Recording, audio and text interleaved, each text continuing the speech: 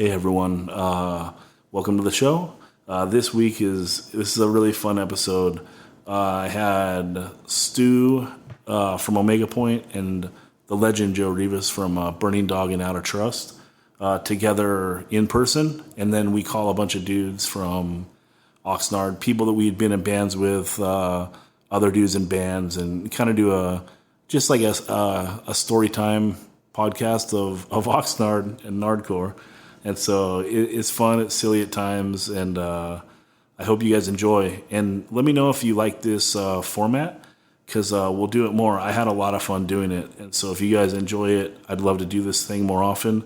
If you guys hate it, let me know, and I won't do it. So that's that. If you want to support the podcast, please like, rate, review, and subscribe wherever you listen to podcasts. Apple Podcasts, iTunes, Stitcher, Spotify, iHeartMusic, just wherever else you listen.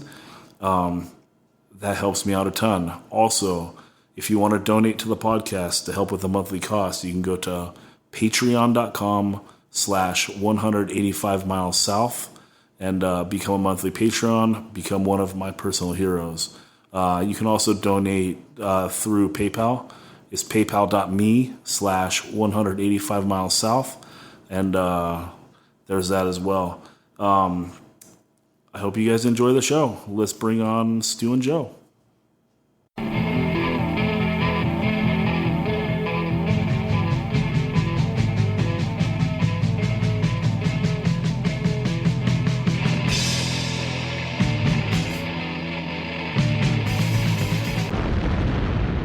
"185 Miles South", a hardcore punk rock podcast.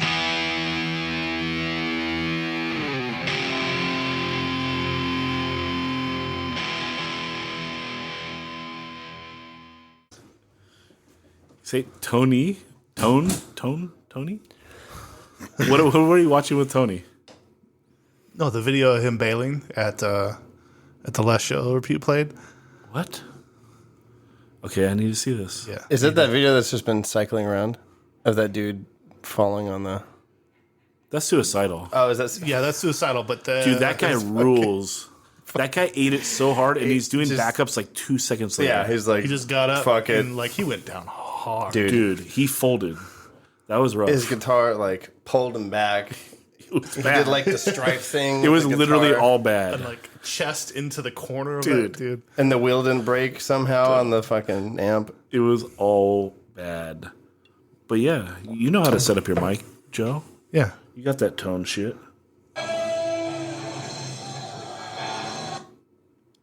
This is so good for radio as watching YouTube videos. I just want you to see it. Okay. I gotta see it. Let's watch this together. What am I watching though? Just push play. So this is that big ass Youth Brigade show. Yeah. Okay. Oh, he ate it behind a dude though. He ate it right there, I think, and is thinking. Because right? the reception here sucks. Dude, well, Oxnard. Yeah. We're right next to a Navy base. It should be good. That's why it's bad. He bails behind a guy though, right? You don't see the fall. He's just walking. No, you see the fall. Oh. It's the whole thing. And then him get up. Was he okay? He's yeah.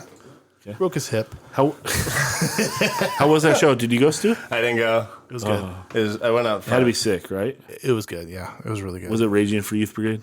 They're It as good as was they ever been. TSOL too. Yeah. Yeah. Yeah. There was a lot of people there. There wasn't a whole lot of drama either. Did you guys play? No, we didn't play. The fuck? Yeah. Who booked this shit? It was Stacked show, though. it's this new now that Live Live Nation shit? or whatever owns the theater now, so Yeah. it's a little bit different. Yeah. Yeah. What's up with that bowling alley place that No Motive's gonna play? Discovery? Yeah. Yeah. They do shows there all the time. Face to Face played there. Yeah, I saw Agent Orange there the next night. Yeah. How many people were at that? It was sold out, so that's Ooh. What? I've never been there. 250, I guess. So it's a 250 capacity? Why aren't we doing shows there? I've never been there. I don't know. Oh. I don't fucking know. It's a little high budget. Okay, so you don't think they let hardcore bands play? I mean, they're letting punk rock bands. And Sean's band played. Is there a barrier? There's no barrier. Ooh-wee. It's going down. Yeah, dude. Let's do it. Well, we're playing there with no motive. Yeah. Yeah. And I think 250s, now that I think about it, there was probably 150 people there. Yeah. But most of the people were like standing towards the back, and they didn't start the show. Is it 21 and up? It's 21 and up. No, it's all ages. It's all It's ages. all ages too? Yeah. Oh, we got a book there. Yeah. Because they'll force the kids through down to the floor. You got to kind of walk through. They're separate from the bar. Yeah. Oh, dude. And then there's there's the bowling alley. What is wrong with you? I'm Why not like would- you and Todd driving around fucking trying to find places. You have this perfect place. Yeah. Sounds and like. there's still like 8 bowling lanes there too. Oh, and we can bowl before or after? And there's like a whole food thing, restaurant and all that stuff too. If this kid is any better, I'm just going to take my fucking dick out right now. Yeah, it's sound. The sound in there is amazing. Oh, dude. Like it's the best sounding venue that in Ventura. It I sounds can't. super good. What was the fucking spot? Did he just play that bar out on the east side? Oh, the garage. Oh, even better. Yeah. It sounds even better in the garage. Oh, KG's not doing sound out there anymore, so it doesn't sound very good. That place fucking rules, though. Yeah, it's fun. It's punk as fuck. Garage? Yeah. It's cool. I hate the stage. Yeah, because it's in the corner. It's in the corner, and then there's like that weird. this like high It's a weird barrier. barrier thing. You might as well have chicken wire up. Yeah, dude, up might as above well. that. But Or that's just kinda a like- chain link fence or something. I mean, I'm not talking about it having it be like the backbone club of a scene, but it's pretty sick for what it is because it's so wonky like that. Yeah, yeah. I could agree, but I'd say one that blows it out of the water is Red And the people Cove. that work there are super good. The what? Cove. The Red Cove. Oh, for trashy. Just like I like how that. Yeah, trashy for sure. But Good place to get I like how that venue looks. It's fucking cool. Because the stage thing is down on the floor, and you got to go upstairs and Yeah. get to the bar and stuff. Yeah. All the people that work at the garage are fantastic people too, though. So I'm gonna shout out to them, Shout out. No, I mean including that Danny Walker. that dead heat show was sick. I had a blast out there, and the bartenders were. It was a nice pour. Yeah, Appreciate that. yeah. Not that I've had a drink in Yeah, Red Cove's 23 cool. years, but Did you get recruited to be an Aussie? Yeah, but I said nah. Oh, that's cool. You can just say no. I don't know how much they're hanging out there right now. So they might still be there. I didn't see them when I went. I saw, who did I see? Tongue, the new, the fucking Wrath without John, basically. Oh, and they're called Tongue? Craig's new band, Craig and and Nick TUNG or something. Yeah, Yeah. like tungsten, heavy, good. Heavier than dab brains. Yeah, just a bit. Yeah. Cool. So let's get a what's the fucking scene, dude? This is a Nardcore scene report. So it's been a while. One week I went to 3 shows in a week. Like We should say when we're recording this. We're recording this on August 9th? 9th, Friday Okay. the 9th. August the 9th, a Friday. think this is a show 2019. tonight. What's that? I don't think this is a show tonight. I know I so chose a bad weekend to come, although maybe not because we can do this. It's nice to Yeah. not have like the time we're cut not. off. Yeah, You know, Trying to get out big of thing coming up that will already be done by the time this airs is Total Resistance. yeah, the punk versus hardcore show with like dysfunctional chaos, Yeah. fighting, civil conflicts on that. 3-Day Holocaust is on that. TR, and that's all I really know. Yeah, I think there's a few more bands though. but that place is 21 and up, right? Yeah, So fuck that show should be at the bowling alley. What the fuck? that venue. yeah. Just You just don't sucks. think who's booking the bowling alley? I don't know. I mean, Good Riddance is playing there with 80 88. Fingers Louie. What? It's, yeah, October, the beginning of October. But, you know, I mean, Eddie and John got, you know, they're more viewed as being more legitimate, so they're not going to Well, be. because yeah. they are more Well, legitimate. yeah. That's totally true. I mean, Yeah. we got the Heavy Wednesdays thing going on at the tavern. So Those- every yeah, Wednesday so there's sick. hardcore solos. Every Wednesday. every Yeah. Wednesday is That's a show. sick. And it's Yeah. not just pure hardcore. I mean, it's metal and Yeah, whatever. Loud but music. Yeah, Loud yeah. loud electric Us, music. something that we Yeah, would yeah. be interested in one way or another. That's cool. And is that picking up steam? Oh yeah, It I'd is. say It's been so. going all summer. Yeah. There's been bands every Wednesday. That's So so sick. Went to one there. I saw Fly Swatter there. They played with Sordo and Sordo, Species Unknown. I'm chill. I've got that. So that was fun. And then I saw, Vince went out there and he saw Operation Oxnard, and but it was like a whole bill with all like the younger bands. So Civil Conflict played. Have you heard them yet? I haven't. Operation Oxnard, no. He said they were sick. They're that mystery band that I want to hear. Yeah, I want to hear them. They're just playing a shitload of shows with no music out. It's tight. And they got the best band name, Operation Oxnard. Yeah. That's fucking so sick. Yeah. We're playing there. Out of Trust is playing there with some bands. With Roger's band, Ill Communication. Okay. Yeah, with Andy. Shout out Andy Diehard. Yeah. And Joe. Just heard about that band. Joe. Yeah, that's cool. cool. The first demo is rad, and I don't know if they've recorded again since. I feel like I heard They recorded. that They just recorded something. Okay, so it's going to be a second demo or a 7-inch or some shit. Yeah. Yeah, because they already put out like a demo. You can find it online, probably illcommunication.bandcamp.com. Yeah, it's on Bandcamp for Yeah, sure. it's super cool. That's Andy Diehard still fucking dipping him toes in that water. Tehachapi legend Killing it. and Bakersfield Fire Department. And I love their logo. I mean, the way that they write Yeah. the name. I like it Because too. the O is an Nardcore Yeah. and the T is the Tehachapi thing. So, Yeah. well, that's pretty cool. That's brilliant. Oh, I didn't look Yeah. that close. That's It's like cool. two towers, two trees, man. Unity, you know? That's what it's all about these days. 2 towns, 1 scene. Yeah, dude. Yeah. So it's just things are plugging away, huh? Yeah, there's a lot Yeah. going on. Yeah. I saw Dead Heat's going to Europe. Daddy's going to Europe. We're Fucking trying wild. We're trying to pull it together. We were going to go to Mexico with them at the end of August, and now it's pushed. I think we're trying for December, but maybe it'll get pushed to 2020. I'd like to do it before. Retaliate? Yeah, Retaliate and Dead Heat do like That'd be a 4 good nights year in Mexico. for a Mexico tour for Retaliate, though. Well, I'd like to do it before I turn 40. I turn 40 in January, so I'd like to do it when I'm still spry. Oh, okay. you got some time. Yeah. Before I follow the old man at next year. There's just shows everywhere. Like at the Bank of Books, they're doing shows down in the basement. Okay. Civil Conflict played there. The bike. The bike spot, hub, whatever, bike hub, that's over what it is. on the Avenue. Okay. I saw Sordo play there. And I saw Combat Shock play there last week. We can talk about them. Combat Shock is a relatively new band. They're relatively new. They have a demo out. Members of Dead Heat, members of Railer, members of Starlog. Just And the fun dude, band. he's the guy from Stalag, but he's the younger kid Yeah, that Ben. took He's Ben. Dave Casillas' spot. Yeah, Well, he's yeah, been. And He was he's in like. no, they took over. Yeah. He jacked him for a spot, dude. No, they took over for Casillas. Yeah.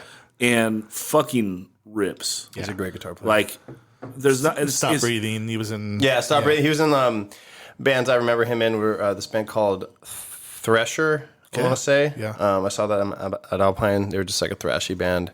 They were Some fucking of the cool. yoga players. But hard to follow in those Casillas shoes. And That's for sure. he rips. Yeah. He wasn't kicked out of NoFX, so he'll never be Dave Casillas. A lifetime ago. True. So should we just call some people? You know, what's up? Say, Yeah, dude, just radio see style. what's up. Let's go. Let's You're gonna route do that this. into your Yeah, let's straight into the recorder. see how it works. I've done it once before. I did a roadies podcast that's gonna come out Oh, okay. really soon. Oh, that's great. And I With called. Albert? Yeah, Albert was actually in town, so I had okay. Albert and the Take Offense dude, Luis. They were in the studio, and then I called Nick Grande and my friend. Oh, that's Florence. awesome. I can't wait to hear that. Yeah, super cool. I love Albert. I love Albert too. I would have liked to get the Albert from San Diego as well, but he said he doesn't have any good stories. So, what's up with that? All right, We should call Adam. Madball. Madball. Let's do that. Let's do it. Let's see. I love that kid. Kid, that fucker is born a whole year before me. Yeah, but He's he was December 1979. I'm a young January 1980. he was a kid to us because he lived across the street from Forrest on Strand when when Burning Dog and Clench Fist were at our quote unquote peak, if you will, 95, 96, 97 in those times. And so he would come over and hang out with us. I don't know why his parents let He that works at like happen. 6 in the morning now. So He's gonna be so bummed if he doesn't pick this up. Make sure you play it for him. Just leave him a message. He'll probably call back. We'll see. All right, that's your shot, dude. Dang. He's like, who's calling? Hey, Adam, we love you. Let's see who's next.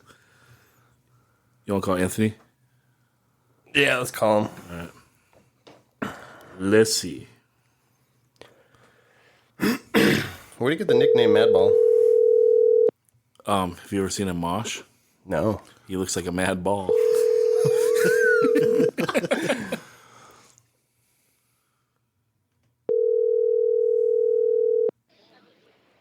Hello? Anthony, What's up? what's up? You're on the pod with Zach Stew, the legend Joe Rivas. What is good? What is good, man? What's going on? Another much downtown at the saloon, chilling. You know, How So sick. how's the ratio? it's all right. We're gonna go see a movie. Oh, cool. You got Yeah. you got a lady though, right? You're not worried about the ratio. Oh no, but I'm sure it's good for everyone else. Stuart, get down here. Yeah. Hey, maybe. I don't work till 10 tomorrow, so I might roll. Oh, Stu might rage later. I'm going to rage later, Oh probably. fuck! Oh fuck! Does your lady get on board with all those crazy old movies you watch? Huh? Does your lady watch all those crazy old movies with you? Yeah, I got her into all that stuff. Pretty cool. She likes it. She vibes it. Huh. This shit's pretty wild, dude, watching like hands get cut off terribly. Yeah, limbs and whatnot. Have you ever seen Miami Connection? Miami Connection. Yeah. The one with like the gang where they like have a band and shit. Yeah. Yeah. Dude. It's actually a really rare movie to find on VHS. Oh, I'm sure. But it got re-released, and the soundtrack is sick. And like It is. that 7-inch is actually like one of my top wants. But it's like Oh, really? it's like $100 record. Yeah, it's like the 2 songs from that movie, like That they band. sing. I can't remember the band's name that's in the movie. Yeah, it's like I don't know. I can't But remember. they all like either. do like karate and shit. Yeah, they all do the karate shit, and like, yeah, it's ill, dude. And do you That's a remember? good Do you movie. remember the scene where they find like they're all orphans? They're like, we're all orphans, and they feel betrayed because that one guy got a letter from his dad. I don't remember that. It's been a long time since I watched it. All right, well, It sounds accurate. I'm coming at you with my obscure movies. How about have you seen Hard Ticket to Hawaii? Yes, I have that with the guy. He has the frisbee with the blades on it, Yes, dude. and they blow up. Is this a horror with movie? the bazooka. Nah, No, yeah. it's like a shitty action movie. Yeah, it's shitty action, and then there's like a side story with a giant snake. Yeah, Yeah, a lot of titties in that movie. yeah. Oh, I'm down. There's some titties, A lot of What titties. about and there's also some good looking men too. So A lot of whatever a lot way of you swing, men you're with- stoked. A lot of men with kangaroo abs. That was a sick fucking movie. I'm trying to think about my favorite so bad they're good movies. Surf Nazis Must Die? Oh, there's a lot Oh, of classic. I got that on vinyl. Which one? Surf Nazis Must Die. This classic soundtrack. Nice. Yeah, there's this movie called one of my favorites called Trick or Treat, and the soundtrack is just phenomenal. It's by a band called Fastway. I'm Uh-huh. sure you guys know about them. With Eddie Fastway from Motorhead, and he did the whole soundtrack for the movie, and it's like really fucking good. He did the whole thing. Yeah, pretty much. Like every song that's in the movie, that's like a actual song, not just like like soundtrack music. Uh-huh. Is from Fastway. And it came out on vinyl. Yeah, there's a vinyl of it, but I'm trying to get it, but it's kind of hard to get. I'm gonna track it down, dude. Yeah, I have the CD in my car, and I have like 2 of the cassettes. How big is your VHS collection right now? I probably have around 1,700, and most they're all like horror movies and like action movies, like shitty action movies, like Hard Ticket to Hawaii and stuff like that. Yeah, and actually, we should bring you in. This is Anthony from Dead Heat Yeah. Oh yeah, and Combat, and Combat Shock. Shock. and Combat Shock. Yeah. What other bands are you in? I have this project I'm doing right now called Crystal Plumage, and it's just like a synth wave, like dark wave type band. Sick. Me and my friend Tanner, and then I'm sure you guys know Oscar he was in Catholic Spit and Dog Ends, Mm-hmm. Yeah. the OG. Great bass player. Oh, yeah. That's Yeah. sick. That's sick. But why do you got to do it? Why are you doing a million bands, dude? How much time you got?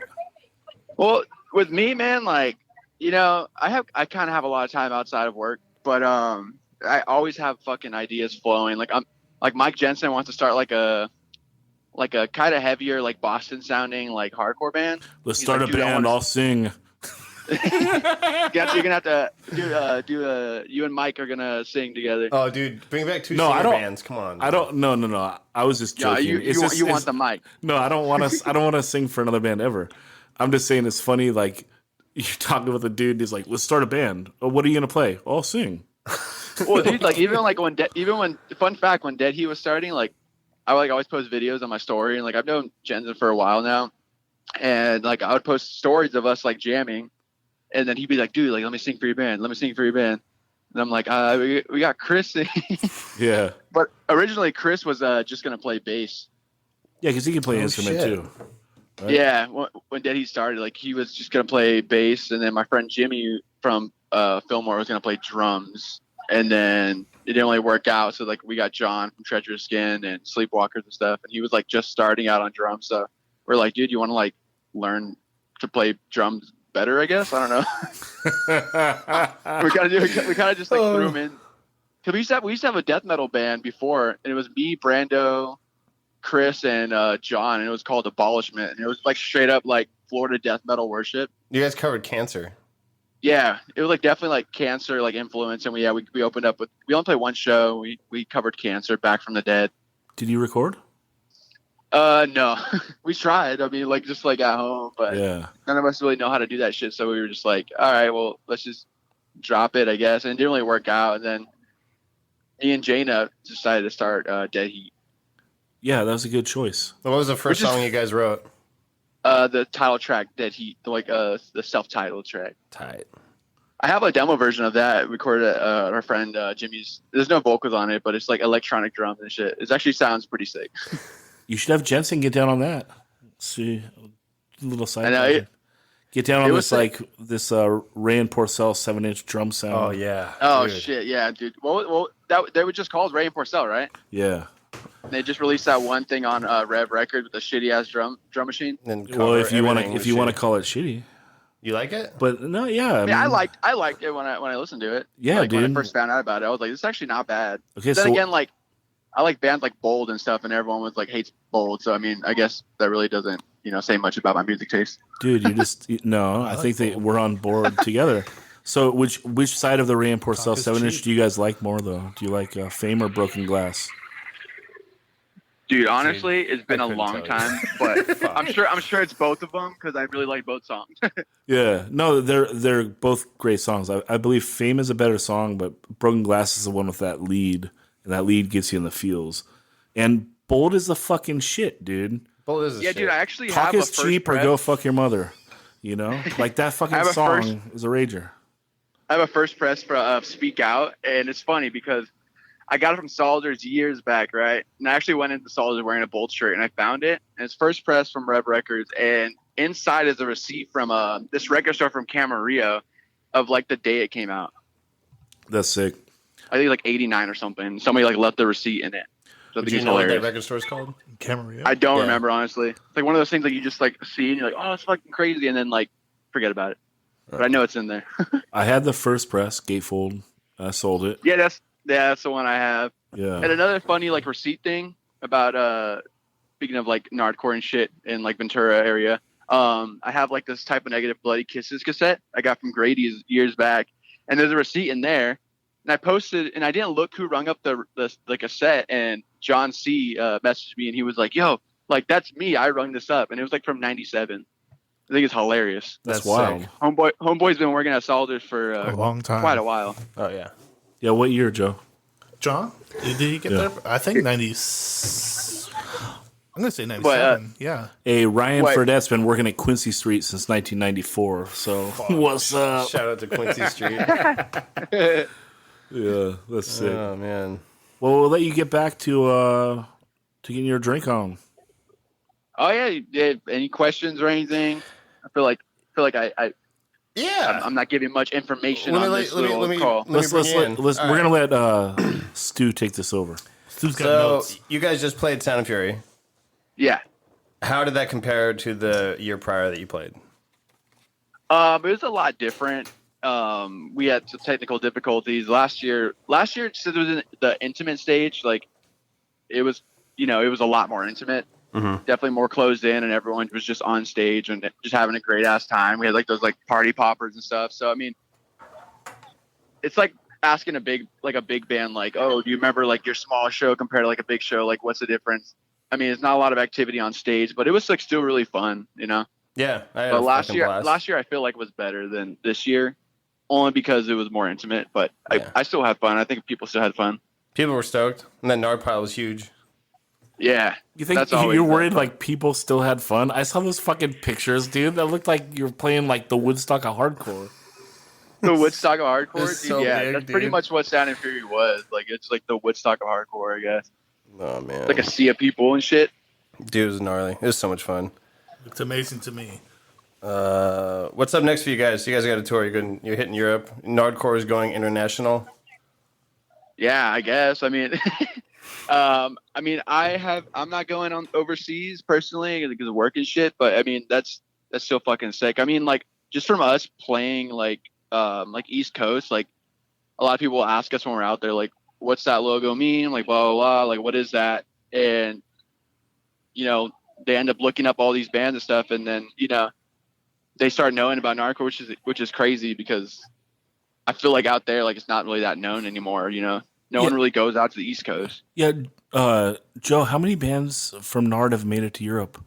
Just recently, Stalag and Dr. No went.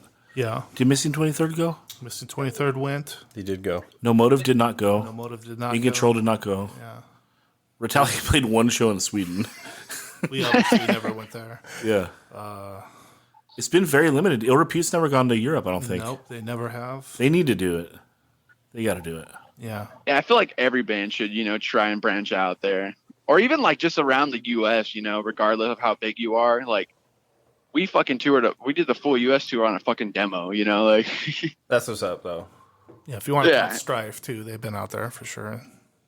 yeah, and, RKL. like, that's how, like, Oh, RKL. They're like, that's like what their fan base went. was. Yeah. I mean, that live record is in Germany, right? So, yeah. It's my favorite. They had a roadie that died on a tour in Europe. Yeah. oh, shit. It's terrible. That's insane. Yeah. I'm trying to get I don't even think- rest. For the podcast. Yeah. We're going to do it. We've been in touch. Good. Just because they want that RKL shit. And who can blame them? So good. I mean, what's dude. the best LP of 1987? There's no Rock and Roll Nightmare. Yeah, dude. and who's second? You know, like whatever the English Dogs put out that year. Suffer. You know, Suffer's 88. Oh, that's 88. Yeah. Yeah. Right. Yeah, dude. 87 that's Rock and Roll Nightmare year for sure. Hit it, Stu. Isn't that the year that Leeway recorded Born to Expire? No, yeah, Born to Expire, and then didn't get released until 89, right? 87? Yeah, I think That so. record came out in 88 or 89 for sure. Yeah. I know it got pressed later, but they recorded and like didn't really do shit for a couple of years. But speaking of that and Mystic, I'm gonna drag in Mystic Records real quick. I have this zine I found at Grady's, and on the cover, like I can't remember the band, but it's like the smaller band, but it's from '84, right? And actually, no, I'm thinking about this zine called The Guillotine. It's from New York. Yeah. Okay, so they have an interview with Eddie Leeway and a couple of the dudes from Leeway. And this is like before any of their big albums came out. And they asked them like, oh, okay, so like what's the next song or whatever you guys, what's the next thing coming out? And they replied with, oh, we're going to be on a Mystic Records comp coming out next year or whatnot. And then that never happened. Like, but Leeway was going to be on a fucking Mystic Records comp. Imagine that. I believe it. I mean, well, if you think about it, like that White Pigs 7-inch is like 1990, and they're like a legit like crossover type band. And I don't know. Yeah. I don't know where they're from though. Do you? Yeah. I don't know. No idea.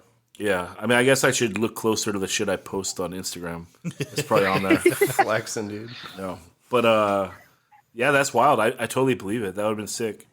Yeah, I wonder what that would have done for them, you know, being like getting exposure out here like that early on, like 84. Like that's insane. Was it going to be that early? Or you think it was gonna Maybe like 85, 86 or something, but because they said it's going to be coming out like Yeah. next year or whatnot. I mean, But, there's so many records. Like, even if you just look at the Mystic catalog, like they list shit that never came out. Like there was there was gonna be like a Nardcore 2, a Slimy Valley 2. Yeah. That's annoying though. I feel like especially for you, like collecting all that shit, like you finally have a catalog and you're like, all right, this is stuff I need to track down to add to my collection, and then like doesn't exist. Well, for years and years, people would like argue that habeas corpus 7-inch like was a thing, and it never came out. Eddie confirmed it. You know, Oh. I didn't know and that. like I've had people tell me like, no, I held it in my hands, dude. Like I had that record. It's like, no, you never did. Like Well, it never after happened. the fact, it did. But It's one of those Well, things I that think you it still can't just like. came out digital, right? They just released the for songs. some reason, I thought that they pressed May- some vinyl. Maybe a CD or something. There's no vinyl. Huh. I don't think so. Anyway, someone would have been arguing with me in like the year 2000. And it wasn't out by then for sure. Anyway, whatever's. No one gives a shit. I mean, that would be sick if it came out because that drummer was something else. That was sick. Wild Very style. nice. Sick. Right? Yeah. Wild Style, the movie. No, the fucking drumming on that habeas corpus song on the Nardcore That is comp joke. is like really cool. Mike Minnick. Yeah. Mike Minnick. So, do you know that dude? Yeah, a little bit. Yeah, Is he still around? he's in Colorado. What did He moved because he joined Aggression after. Oh, so this he's is why we need you, Joe. Yeah. Okay. So he's the drummer that moved with Aggression to Colorado, to Denver, So he did habeas corpus. and then he's on that Hickey, the Hickey Aggression, the Aggression Blues record. yeah, thing. Yeah. the one that came out like the CD with like the shark. Yeah. So he does And habeas corpus. and the Hickey Blues. Yeah. There's a whole Hickey Blues thing too. He does habeas corpus and then joins Aggression. Yeah, basically. That's insane. I didn't realize. Yeah, I mean, Yeah, 'cause yeah. they had. I mean, Aggression had A ton of drummers. 500 drummers. I mean, they're the Spinal Tap of an hardcore Sure. with drummers, but But that's amazing. I never realized that guy played on that. yeah, I mean, he goes by a different name, but it's Mike Minnick from Camarillo. That's so fucking rad. That's sick. Very nice. And I'm trying to think of a Camarillo record store still that you would have bought that. Maybe it was Camarillo or maybe it was Thousand Oaks, but I know.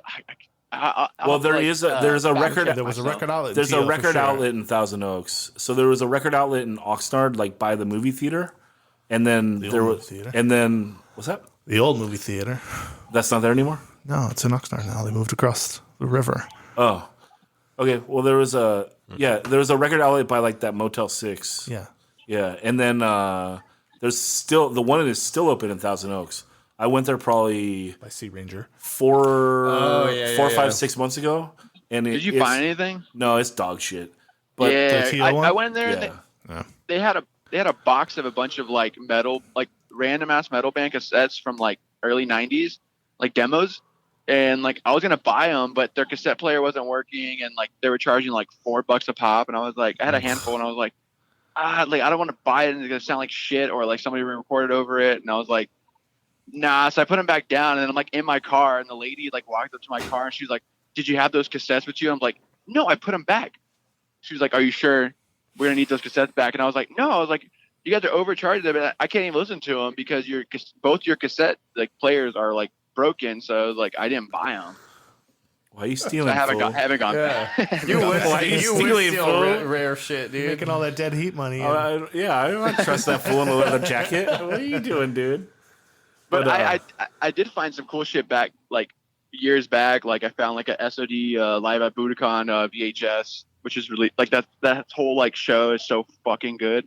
It's like Morbid Angel at Agnostic Front opening up for SOD. It's like the reunion. Shit. Yeah, what they It's are so like, wild. There was actually a lot of people in the store when I was there, and it was like 90% used. So like a record store like that it's just whatever cycles through.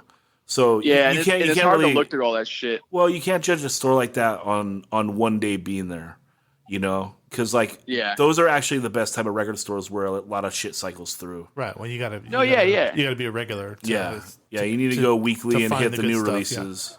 And That's get what I do lucky. at Grady's. Grady's pops up with like random shit like every so often. Oh, I love Grady's. And like, yeah, dude, like that's where I got my like aggression. Is that the spot Well, right they by the don't- parking the- garage? No, it's right It's by next, like AutoZone on Main Street. yeah, like 99-cent store kind of. Crazy. Yeah. By, I got my first press aggression from there for like $10. That's sick. Dude, what's up with that newest press of the Aggression just being a white cover? It doesn't even have the skater on it. Fucking Glenn, dude. That's So why I don't weird. do represses. I'm not about that. Not about It's not that life. It's not fun, you know. It ruins. Wait a the minute, don't be thrill of the hunt. mistaken. Like, White cover. Yeah. It's plain Sorry white for cover cutting you with off. no skater. What's that guy's name? Glenn Freeman. Yeah, he owns all of his photos, so he decided not to have it on the repress. He didn't want to have it on the repress. What? Yeah. damn. That's crazy. They need they got to just hire Brian Walsby to fucking draw a skater then. Brian Walsby's doing the Retaliate LP right now. Yeah. And that dude is so fucking rad. He drew the original Nardcore art, right? Yes. Yeah. And he is so easy to work with. He's so down to earth. He he responds right away. He also played drums for Scared Straight on the 7-inch, and then also on their first U.S. tour with Ill Repute. And the Nardcore record too. Yeah. Yep. Maybe. Dude, No. found- You know what? I think he told me, or someone told me, that Scott Radinsky played drums for Scared Straight on the Nardcore record. Maybe not. It would make sense because Scott Radinsky played drums too, That's cool. and they might have whatever. Who fucking knows? I found like a bunch of like original like Mystic like band cassettes like of like Aggression and like RKL and stuff at this record store in LA, but they were like pricing them for like $50. I know. I'm like, they've been sitting there for like months, and I'm like, who the fuck's gonna buy that for like $50? First off, it's a cassette. No one ever pays that much for a cassette. I know it's because Discogs ran everything up because those cassettes they're kind of rare, and so they're just not that much in circulation. So like basically one asshole has like some tape sitting on Discogs at like $50, and then everyone prices it for that. yeah, and then people that don't know how to price records because now there's Discogs, and this is people that work at record stores. Like people don't realize that's a real fucking skill. Like that's a legit ass job that people had for a long time. That you have to be a guy that someone comes in unannounced with a record collection, and you need to go through it in half an hour and price everything. Like that's a legit ass skill. Hey, ow, raging. But that's a legit ass skill. And now it's like totally shot to shit. Like I went to this store in San Diego. This dude bought this record collection from some Euro for like a few $1,000, right? And he just has it all out in the store, and there's no prices on anything. So I'm pulling shit out, and I'm taking it to him, and I'm like, "How much is this? How much is this?" And he's looking it up, and he's selling it for the average Discogs price. And it's like, dude, that's whack, man. Fuck that. Then I'll just get it on Discogs. Like, because a record shit is like win some, lose some, right? Like. You go to a record store, sometimes you score. Sometimes you're like, there's a little more than I want to pay for it, but I fucking want it. And that's why that guy, you got to have the skill to price your shit. Like that's lame as fuck to just go after the Discogs price. Do you guys know the record store in Ventura called American Pie Records? Is that the one right outside the parking on garage? It's on Market Street. I went to one. Been there. I went to one like this right outside the parking garage, like in like downtown Ventura. Giacomo. Okay. Yeah, never been there either. That one sucks. Yeah. I got a USA for MOD record there, so that's the only thing I've ever gotten. I just hate being bothered. Like I want to record shopping. I just want to go in and be by myself. Like I'm not taking a friend with me, Yeah. And so leave me alone. And that one you walk in and right away it's like, hey, what are you looking for? What can I do for you? I'll join you. I don't want your fucking Beatles shit. You have like a million of them around the store. Like I don't want that. Yeah, I'm like I'm dressed in leather. You think I want fucking Beatles? Like where your metal shit at or your hardcore shit? I'm like I'm just looking around, dude. Whatever, And then he comes up to me. He's like, "Here's something you might like," and it's like some fucking heavy metal band I never heard of, and it's priced at like $50. I'm like. This is what you think I like, dude? I should snap this fucking thing over my... I should snap this shit over my fucking knee right now. Fling it. Oh, dude. Yeah, dude. No, the way it's okay. Records, I look at which like the VHS shit, right? Okay, so I usually, if I'm selling, I usually go off the sold listings on eBay, what actually people bid on, which they wanted to, what people that actually want that item want to pay for it, right? And that's what the items are worth. Right. I could take a shit and put it in a bag and put it on eBay for $100. You think my fucking shit's worth $100 just because it's on eBay for $100? No. Dead Heat's got a lot of hype, dude. You played the Woodstock of hardcore. So. Woodstock of hardcore, dude. I'd buy your shit. But one more thing about the American Pie store. It's a kind of situation that you had. Well, the first time I got in there, right, I looked for horror movie soundtracks, which are actually really fucking expensive and hard to find. Yeah. But I went there and it was like an untapped gem of a record store. No one ever goes in. And I found like the first press of the Halloween record, The Thing, and the first press of Halloween goes for like over $100 alone. Yeah.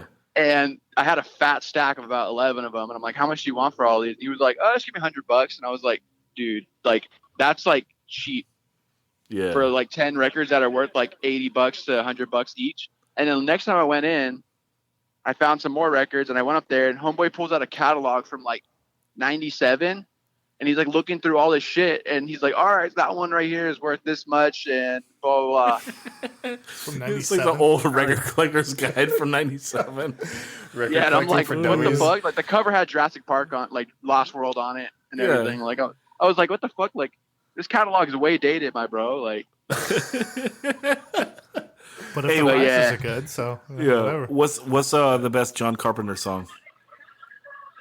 I mean, the best, I don't know if it's the best song, but the best soundtrack is my favorite. It's going to be Halloween 2. But then again, I like the Fog soundtrack a lot too. Dude, the main theme on Prince of Darkness is fucking dark. Oh yeah, that he started getting really into synth and shit on that album. Yeah, that's the sickest, I think. Although I love like the Rager of In the Mouth of Madness. But that's like just kind of a rock song. Yeah. He started diving into more like live instruments, I guess. Yeah. I like Dream Warriors. Yeah? Oh, I got that shit framed. I don't think that's... Is that John Carpenter, though? No. That's Dawkins, baby. That's Dawkins, baby. Come on. I just wanted to, I don't know my to get in. Zach poses again on the podcast. Fucking, I don't know my Dawkins catalog. Yeah, bring up your Dawkins catalog. I got one. I had an LP. It was like blue, and I sold it. I sold it though. Yeah, I can't remember. It's like the second album with like a claw on it. What's the emotive horror song? Yeah. So, you got anything else, Stu? What's your favorite Van Halen song? Oh, mine is. You gotta be "Ain't Talking About Love," baby. I mean, come on. Yeah. That's a song. That beginning guitar with like the little delay on it. Brilliant. That and I'd say for me, Woman in Love. Unchained. I like the live version of Finish What You Started. That shit is fucking ill because on the last one it's like he's got the whole crowd yelling like, "There ain't no way to hit him broken hearted," and he's all, "I need some pussy." Yeah. He's like, "Yo, I can relate, David Lee Roth." Is that David Lee Roth or is that? No, dude, that's Sammy. That's the. Van Hagar. I don't listen to that. The Red Rocker. Hey, don't be scared of the lyricist. The lyricist Sammy Hagar, the man that keeps it real. Hey, what you know about right now when he's dropping knowledge on you? You're just defending him because he's a redhead too. Ginger pride, folks. I like Sammy. I don't care. Yeah. But, man, there's a crazy guy walking over. I'm gonna die. So Crazy John, what's up? Go talk to him, and Stu will catch up with you in an hour or so. Oh shit. Hey. It was fucking freaking. You're gonna kick a car and shit. All right, I gotta go, guys. Oh fuck. All right, I gotta go. All right, good talking. That's great. That was solid. Who you want next? Oh, Mabel's texting me. Can you guys talk real quick so I can shoot a text? Yeah. So, how's the Joes? Joe's is good. Yeah. Just I haven't seen you in a while. I haven't seen you in a while. Yeah. The fuck, man. I know. You got to get your shopping. Your Mandarin orange tofu nuggets, dude. I love that stuff. It's bomb. How's the van? Van's cool. Fucking. Was it the blue one here? Yeah. Okay. Dude, that van is pretty. Yeah, we were admiring it, but we weren't sure if it was you because you didn't come right up. I know. Yeah, I mean the stickers kind of give it away. I feel like you were like on the first half of Freebird, and you're like, I gotta hear this song out. Like I heard it ends good. Oh, dude, the best, dude. Whenever I think of that song, You'd I still think be down there for real though. Yeah. Oh yeah, longest solo of all time. Hey, I was thinking another band. Oh, No, you can talk. Well, yeah, that made Europe, and it's really not a band from here, but my brother, his bands did a bunch of Europe stuff. Which band? Coup d'etat, Sullen. Coup d'etat went to Europe. Yeah. Did they put out records? They changed their name to Sullen, but yeah, it's the same. Yeah, they put out 2 records. Was it CD? Did it CDs, yeah, no vinyl. Zach, Phil, what's going on, buddy? dude, you're with me, Stu, and the legend, Joe Rivas. What's up? What's up? Nada, man. Just hanging. Where you guys at? You guys all in San Diego?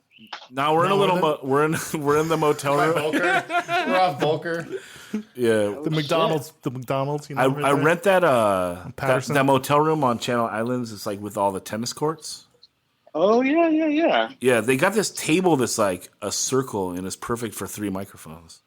Oh shoot, crazy. Yeah, No it works turntables, out though. nice. Yeah, no turntable. So this is Phil Tibbs. He played guitar for Voice of Defiance, and also, did you play bass in Last Chance? I did. Yeah, that was like my first band ever. Yeah, and then what did you do after Voice? What did I do after Voice? I Supermodels. just played in a couple like local Ventura bands. I played with this band, The Calamity. I was in this band right after Voice. Well, a couple years after Voice, called the Supermodels with Josh Ortega. That's right. That's what I get mixed up. Like all the Ortega bands is like, oh yeah, Phil's in that one, and then I'm wrong. Right. Then I get the email, no, dude, Phil wasn't in that one. Oh, Phil wasn't in goddamn Rockstar. Yeah, just like every time it's like some Ventura crusty band. I'm like, I think that's the band the Unabombers turned into. And everyone's Yeah, like, that was- no, you're wrong. No, that was Peter Pan's Revenge. Peter Pan's Revenge. That's a band we should start, dude. Fuck it. Right. Hey, dude, turn that middle all the way up. Get that tone. So yeah, I wanted to talk to you because, people that are interested in me from the pod, me and Phil, we did our first hardcore band together, or Phil's second hardcore band because Last Chance was a hardcore band. But yeah, we did Voice of Defiance, and we had some dude that like paid for that 7-inch, but we basically did it ourselves, right? He gave us like $500 or some shit. Yeah, you found that guy. He was in Solana Beach, Yeah. down there, and yeah, you like totally hooked that up. That was crazy, That was like an AOL miracle. right? Exactly. Just like some dude, like, I want to start a record label. I'm like, funny you say that. Like, I would like your money.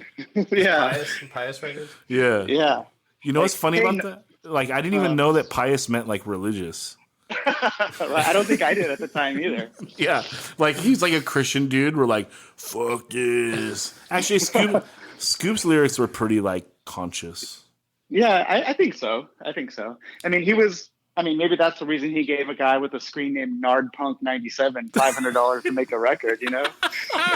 Yeah, you read Scoop's lyrics, like, man, this guy's a fucking moron, but at least he surrounds himself with intelligent people. Yeah, I was thinking about it the other day, actually. It was like, man, Scoop's actually put like a lot of fucking thought into these lyrics. Like, you think about like what was the fucking Trail of Tears? Right? Yeah. Like, what the fuck was he just like? It was a gnarly like closeout session day, and he's like just got the shit beat out of him, like fucking Oxnard Shores, and like he's just tired as fuck, and he's like, dude, and he just tapped into something. Like, I'm gonna write about like the native genocide. Right? Or he just like fell asleep watching the History Channel and all that Yeah. stuff. Just kind of like, Yeah. Yeah, but like it's just his lyrics are so fucking good.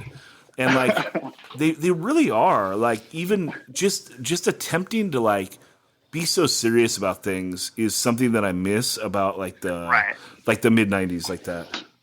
Totally. And he was thinking about like, people dying in the name of religion, like back when not a lot of bands, especially in our area, were thinking about stuff like that. Yeah, especially on crazy. Pious Records. Was that a song called The Light? Yeah, no. It was on the second 7-inches, that one, Dying of Religion. Oh, Yeah. The Light, I don't think that song meant anything. No, I don't think, or not that I know of anyway. Yeah. But White Names on a Black Wall, like, straight up Great talking about, like, fucking song. Vietnam veterans, like, that's fucking hard as fuck. Right? Exactly. Yeah. I remember having to ask him what that meant. I was like, what does that mean? He's like, dude, it's the memorial. I was like, oh, dang. Okay. Oh, shit. Yeah. Right on the pier, dude. Every time I skate by the pier, I see that placard of like veterans. Yeah. I remember I just did the Todd podcast, and that guy Posy Josh that played for Carry On, when he left the band, he went out and he was like the guard of the Unknown Soldier at Arlington. Really? Yeah, and like when In Control went out there, like we went and just like saw him. Like, oh shit, there's Posy Josh like guarding the tomb of the Unknown Soldier. Like, that is serious as fuck. Right? Like, oh shit. Like you can't talk to anybody or acknowledge anybody. No. Yeah. Yeah, it's wild. Do you like when we did the band, do you remember the original influence? Like you were way into like Outspoken and Mouthpiece, and what else? I was, but I was into like faster stuff too. I think I was listening to a lot of like Chain of Strength, obviously. Mm-hmm. I weirdly liked that other Circle Storm project they did that kind of came after that. Yeah. I was listening to like Better Than 1,000 and, kind of bands like that. But yeah, you're right. A lot of like Mouthpiece, Outspoken, Unbroken, stuff like that. It was even the more metal stuff. Yeah, the more metal stuff, and a little like with like the faster stuff on the darker side. Like Mouthpiece, like they're a faster and trying to be like a circle back to like a Youth Crewy sound, but they're just like they're so dark and monotone if you think about it. Yeah, absolutely. Yeah, and they had those like fast. Yeah, I totally agree, and I was way into that. Yeah, it's super weird. Do you remember how you met Scoops? How did I meet Scoops? I want to say I met him. So my cousin Frankie, who's a cop, used to be like roommates with like Fred Hammer, and Scoops would like crash over at their house all the time and like totally like just like leave his surfboard stuff in there. And so I kind of met him through my cousin that way. And yeah, it was also through him and through Fred. And I remember just Fred being like, "Hey, Scoops wants to start a band," and I was like, "Oh dang," like. So yeah, it just kind of came through that way. Yeah, Fred and him are bros. Nard yeah, for sure. They've been bros since like I think the late '80s, since like Fred was like a senior in high school or something. Yeah. What do you think was the best show we played? Do you remember? The best show we played? I don't know. What do you think? It might have been like the Barn with like maybe Powerhouse and 25 to Life or something like that at JP's. Either that or like Laser Star at the tail end. I mean, dude, yeah, those Laser Star shows are great. It would be like way hard to narrow down like the worst show because like it would be any of those parties. Like, do you remember? Okay, you broke Roger's guitar. I did break Roger's guitar. I just saw him the other day, dude. I was just down there when he was like mixing Motive stuff. Yeah. And we were like kind of joking about that. Yeah, that was at like a party in Moore Park or something. Yeah, right? like why were we even there? Like it's just like no, like literally it's like a little like it's like almost not even a party, it's like a kickback. Yeah, exactly. Like it's just totally. like fucking 15 people, like their parents are out of town and like someone got them like a pony keg.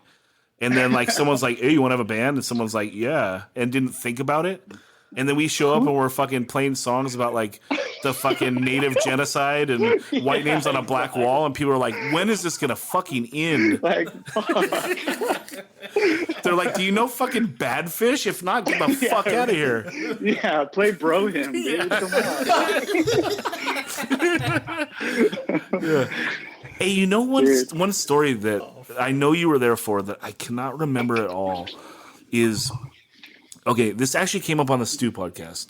Okay, do you remember there was someone that we thought stole one of Tony's cymbals?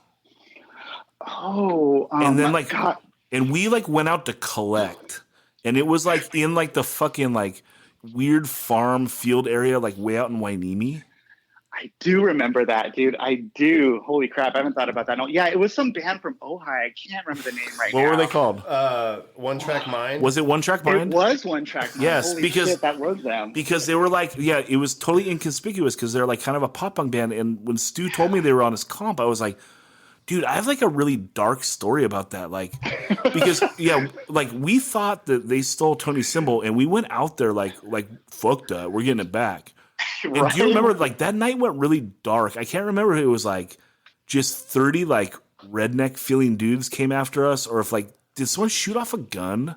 Like, no, I don't know. I think I remember something like that. That was, like, way out off, like, Wainimi Road. It was so far out that it was, like, we can get shot for real. And, like, I feel like I just remember, like, getting, like, we went there with a purpose, and, like, it, like, switched. you know, like when you're in a situation and it just fucking turns on you, and you're like it's that like fight or flight. Like we gotta get the fuck out of here. Yeah. Everyone just kind of staring at us, and knowing we're like, oh shit, we gotta bail. Yeah, I fully remember that. Yeah, we never got the cymbal back. Yeah, right. We took a loss on that one. I don't think they did. They probably didn't. I don't think they did either, dude. That was like that's why Joe gave Tony that cymbal when we recorded In Control to even it all out, the karma. But when you throw at him, you threw a cymbal at him, right?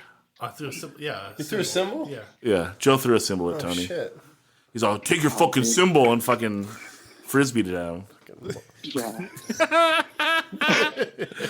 Yeah, but you got me into a lot of like hardcore stuff. I think you like literally showed me like Crime Ridden Society, and that was like all downhill for us from there. Like we were so obsessed, you know, all of us were so obsessed with that record, man. Yeah, crazy. I mean, it's just sonically it's the best sounding hardcore record. Oh, like, absolutely. But I don't ride with it anymore. Like, that song's fucking disgusting.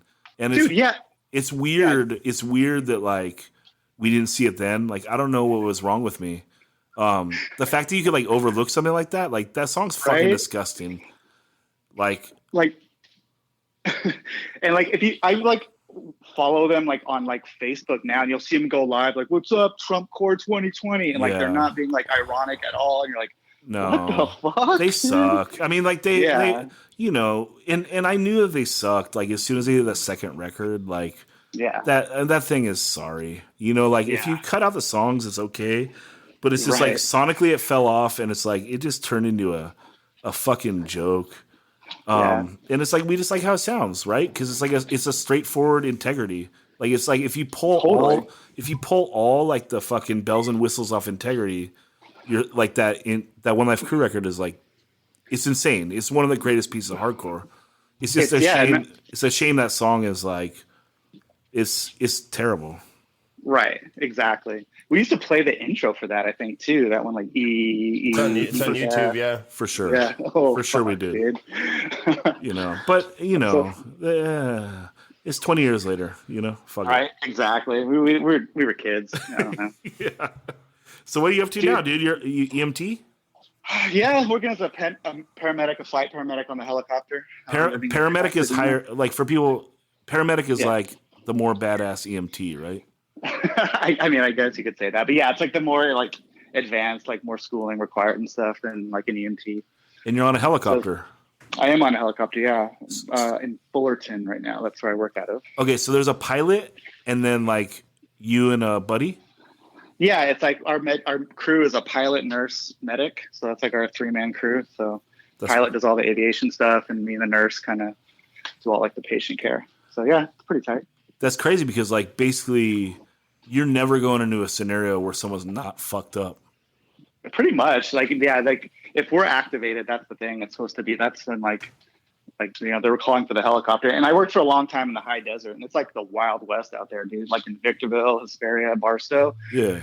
Like there's no trauma centers or anything out there. So we're pretty much all of it. So, well, people aren't calling a helicopter if someone fucking sprains an ankle. Yeah, exactly.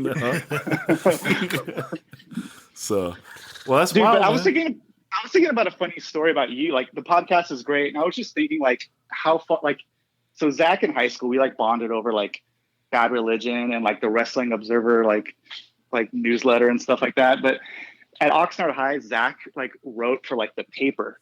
And he did this amazing thing where he'd write these like letters to the editor, but it was just him writing them, and he would like roast them in answers all the time. Like, nice letter, idiot. Fun fact, but it was just him writing it the whole time, and people got so bummed, dude. It was hilarious, dude. I was like, dude, this guy is amazing, dude. Yeah, that's wild because with that dude that ran the paper, I had his class for that and for video production, and like. They hated me. He hated me so much that the principal of Nard High went to my mom and said, "If your son doesn't go to these 2 classes, we'll give him an A." So I had to like miss 2 classes out of the whole semester. Like I just wasn't allowed to go, and they gave me an A. Yeah. Oh my god, dude. Yeah, it was awesome, man. It was fucking crazy, right? Yeah, it's crazy. I wish I still had some of those. I wish like it was like a digital era, and we could still have and like revisit those. Well, Well, he was a weirdo. His name was Mr. Burdick. Oh yeah. Yeah, and he fucking got kicked out of Santa Clara High for being like a weirdo, like Creep, yeah. Yeah, a creepy dude. Okay. And then same thing in Nard. He finally got fired like a year or two after I had all those problems with him for like buying beer for chicks. Oh God, how funny! You know, if you think about that now, it's like, dude, he had to have been like what, mid-40s. He's buying fucking beer for like 16-year-old girls. He's at their party. Yeah, he's at their party. He's so like sketchy. He's like Mr. Belding without being famous. You know? Oh shit! You know, like how like girls like to take their picture of Mr. Belding, like, oh, it's funny, he's from Saved by the Bell, but it's like, right? You know, like what the fuck? Like this guy buy us beer. Yeah, it's so funny, man. What a creep, huh? I remember we thought about it because he was at one of those Voice of Defiance shows at Laser Star, and we're like, dude, should we just beat up like fucking Mr. Burdick? Fucking wall of death on something. Like, you know, and it probably would have worked. Like, I think we were still seniors, so like we couldn't do it, you know.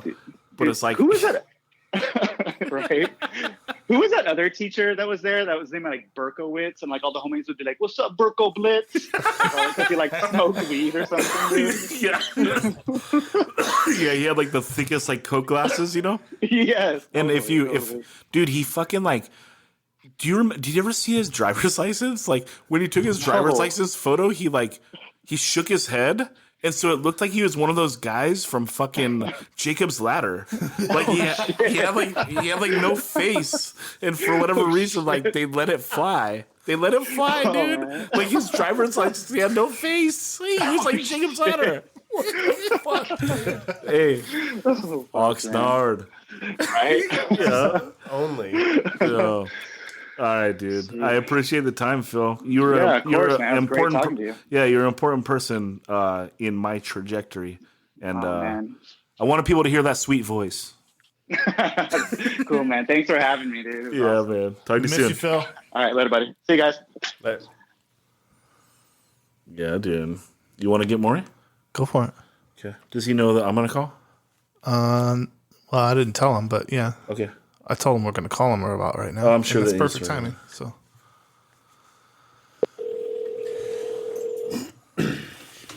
ready for Samoan laughing? Yeah, there's plenty. Can I have one as well? Give me a squirt. Hello? Morie. Hello. Shut the fuck up. Hey, Morie, you're on the 185 Miles South podcast with myself, Zach Nelson, Stu, and the legend, Joe Rivas. Can you hear us? Hello? Hello? Morie. Can you hear us? Yo. Yeah. Hey. All right, cool. Hey, what's up? What up? I couldn't hear it first, bro. My bad. Is it good now? Morie, can you hear? Is it good now? Okay. Yeah, I can hear you guys. Okay. Sorry, the Xbox is so fucking loud right now. The thing doesn't turn down in the hotel. It's Cash. Just glad to have you on the phone, dude. What's up, Morie? So, to introduce Morie. Morie's the wild man, the drummer of Burning Dog. If you listen to Burning Dog, he's so fucking important the way he fucking hits them skins. Famous for hitting them skins. Morie. Morie also played bass in Clench Fist. Bass and Clench Fist. He also is a singer in Out of Trust. Bass player, singer in Out of Trust. And Dirty Rice. Dirty Rice. Dirty Rice. And what's the smoke band, Morie? Morie, can you hear us now? Hello? Hey. Yeah. That's somewhat. It's a little way bit better? Yeah. All right, you're with me. I'm Zach. We got Stu. What up? And we got the legend, Joe Rivas. What? Are you going to do that every time? Yeah. Morie's a legend himself. Yeah, Joe, introduce Morie, please. Okay, Morie, let's see. How do you want me to do it? Like how long I've known Morie? Like all that? Morie was one of my younger brother's best friends, and they got busted for breaking all the antennas off the school, like the teachers' cars in the parking lot, and then like playing swords with them and shit. Why you gotta bring up old shit, dude? Come on. him and our friend Mark, who passed away a couple years ago, but and then we were playing this party at Dave Bush's house, the bass player for Burning Dog, but at the time it was Dignity. And we always knew Morie through his cousin Pika later on in the punk rock days. And he came to this party and he's like, hey, can I sit down and play the drums? And like Morie just sat there and just fucking blew us all away. We're like, oh my God, he's good. Yeah. And our drummer was like, Bill was like, oh, I'm good too, watch this. And he like... He sits down, and Bill would play with these giant sticks. You remember those sticks, more? And like, but they would stick out the back of his hand a couple inches, and he would always fucking play and like hit his nuts. I don't know. That's a terrible technique, dude. It was terrible. Yeah. So, and then I don't know. Like a week later, Bill and I got into a big fight, and I quit the band, and I was pushing my gear back home, I had a Baldwin amp and a small little Marshall 112 combo, and I'm pushing it back home like 3 blocks through South Oxnard, like I was gonna get murdered at any minute. And just as I'm like rolling up, Morie gets off the bus. Yeah, I'm like, oh, and he's like, God. Should I murder this guy or try to get in his band? No. But to me, it was like perfect timing. And I'm all, well, there's my new drummer. I'm just going to start a new band with Morie. But maybe he was thinking about murdering you. And that's actually what happened. Like Morie and I started a band, and then John and Dave were like, well, we don't want to play with Bill anymore. We want to play with you guys. Yeah. so we started Burning Dog. Bill. Yeah, and Morie, like, how long have you been playing? Like at that point, because on those Burning Dog demos, you're fucking raging. Shit. I mean, from back then, it was probably maybe. I mean, I've always fiddled around as far as with other, instruments and stuff, but like didn't really take it seriously. Probably till like when I was maybe 16 at the time, almost 17. Yeah, yeah, you were. 16 is Burning Dog Day, so for when you joined the band, so. And you take it all on at once, like you learn the drums and like the bass at the same time? Like you're just a music class dude? Nah, that wasn't at the same time. One came after the other. I mean, the main reason why I started playing in the first place was because of Pika. So, Yeah, so Pika's playing drums at FAY. Yeah, and then this is well before FAY, so. Well, that guy's been playing like, since, all right, Joe, you're going to lead this one. Say about 10 or 11 years old, like, just first, his mom, played drums first, too. So Morie's family, including Pika, they're super musical. There's a lot of music going on. They're involved in the island dance kind of thing and all that stuff. Yeah, so your mom played drums. Or Pika's mom? Or Morie's mom? Yeah, Pika's mom. Pika's mom. That's sick. That's super dope. Yeah, but they were all like these dance leaders and singing and all this stuff. And Morie's dad's kind of his actual dad is a sort of famous guy, right? So there's just lots of music has always been around him. So it was easy for him to pick up because he would just sit down on Pika's stuff and play that. And so BSOD which was really kind of my crew of guys, Rob, Calvert, Forrest, my brother. That was the first band that we were all part of. I mean, I wasn't in the band, but I hung out. That's the band we hung out with. And I'm going to say that's 86, 87. So we didn't start Burning Dog till, Morie didn't join the band till 91, 92, somewhere in there. So, but he was always around, always hanging out. So and always banging on the drums. Yeah. Yeah. So you were like 4 years in by the time you joined Burning Dog. Yeah. Like you know what's up. Yeah. And the style is fucking wild. I love it. Like I love the transitions from like the hi-hat to the ride, like in kind of unconventional spots, like in the verse. It just adds so much like soul to the band. It makes it stand out from like, it's just its own thing. Like you can tell when the drummer's fucking thinking, Like the drummer's not there to hold a beat. Like the drummer he's playing his instrument like it's a fucking musical instrument, right? I mean, I think for the most part. Now go I ahead. think for the most part, like, you know, when we first started playing, like, you know, Joe had like a real big help as far as, like, you know what I mean, guiding me as far as, like, you know, I guess as far as playing, like, you know what I mean, and I mean it's been fun ever since. You know what I mean? Fuck yeah, dude. Yeah. If that makes sense, like, you know what I mean? Fuck yeah. Yeah. It Yeah, does. but I had a vision on songs, and tried to explain it to you, and then you and I just we hammered it out and figured out what we wanted. yeah, but your vision was also loose enough to let Yeah. Morie get down. Yeah. Oh yeah. You know? Well, he played with such, like you're saying, he played with flavor instead of this standard punk rock beat. It was different than everybody else. And at first, John, Dave, and